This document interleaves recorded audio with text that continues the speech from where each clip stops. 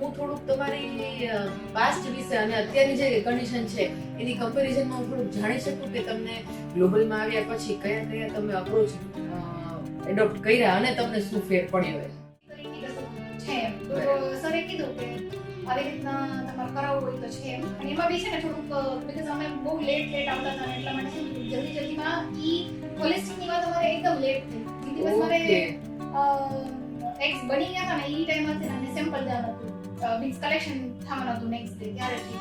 પછી તરત મીરા મેડમને બોલાવીને વાત કરાવીને પછી અમે તરત એનરોલ કરીને ગયા.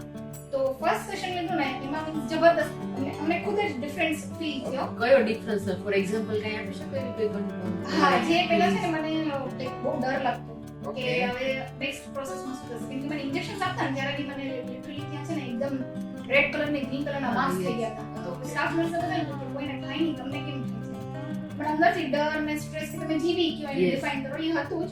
પછી મેડમને જ્યારે ફર્સ્ટ ટાઈમ મળીને એટલે મેડમે તો જોઈને જ આને બહુ સ્ટ્રેસ છે. યસ. પછી મારું સેશન એક લીધું, હસબન્ડનું એક સેશન લીધું અને ત્યાર પછી છે ને મને મીન્સ બહુ શું કે ખુદમાં એટલો ડિફરન્સ લાવવા માંડ્યા. પહેલા હું બહુ વધારે વિચારતી, ઓવર થિંકિંગ એ બધું જ બંધ થઈ ગયું. અને જ્યારે મને કલેક્શન માટે પિકઅપ માટે લઈ જતા હતા ને ખબર હતી એનેસ્થેસિયા આપશે, પણ તો મને બહુ વરી નહોતું થતું.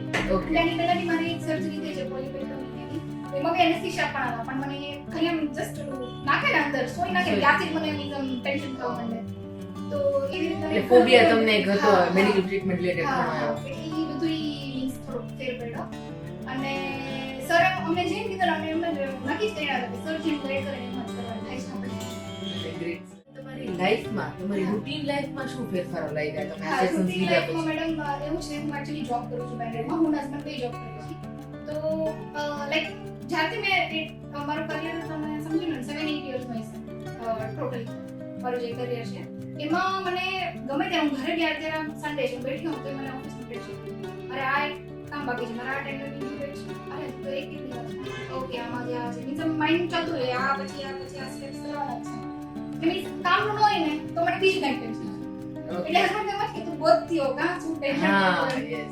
એટલે ઈ જે બધું હતું ને ઈ જે મારું લોજિકલ મેડમે કીધું કે લોજિકલ માઇન્ડ બહુ વધારે વર્ક કરે છે તું એને છોડી દે, તું લોજિકલ માઇન્ડ બંધ કર ને મેજિક તો થશે, મેજિક થાય એવું જ વિચાર. એટલે ઈ કોન્સેપ્ટ છે ને ઈ મને બહુ વધારે ટૂંકમાં અસર કર્યું આ પ્રોસેસ. જ્યાં તમારી સાયકોલોજી, જ્યાં તમારી બિલીફ, જ્યાં તમારું સબકોન્શિયસ માઇન્ડના બ્લોકેજીસ આવે છે ને ત્યાં મેડિસિન્સ કઈ નથી કરી શકતું. એટલે અમે હોલિસ્ટિક અપ્રોચ લેવા છે કે એમાં પણ રિઝલ્ટ ખૂબ સારું મળે છે. એટલે thank you for your review and again congratulation.